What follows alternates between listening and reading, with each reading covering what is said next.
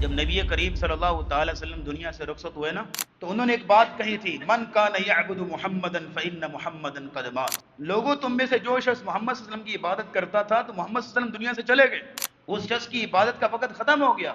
لیکن ومن کان منکم یعبد اللہ فإن اللہ حی لا یموت، لیکن جو اللہ کی عبادت کرتا تھا تو اس کی عبادت کا وقت ابھی بھی ہے، کیونکہ اللہ تو زندہ ہے، ہمیشہ زندہ رہے گا۔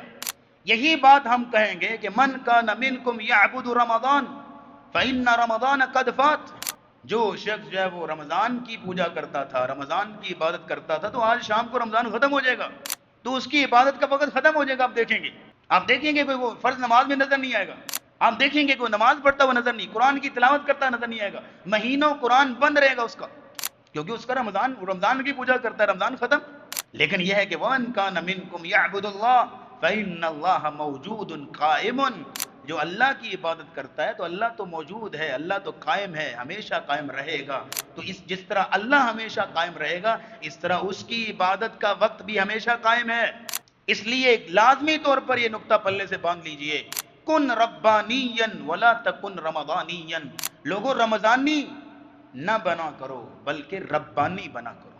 رمضانی ہوتے ہیں جو رمضان کے لیے اللہ کی پوجا کی، بس بات ختم۔ لیکن یہ ہے کہ جو ربانی ہوتے ہیں، رب والے، وہ رمضان ہو، شوال ہو، ذیقعد ہو، ذوالحجہ ہو، کوئی بھی ہو، اللہ کے ساتھ جڑے رہتے ہیں۔ تو دعا کیجیے یہاں رک کے کہ یا اللہ جس طرح تو نے رمضانی بنایا ہے اس طرح ربانی بھی بنا۔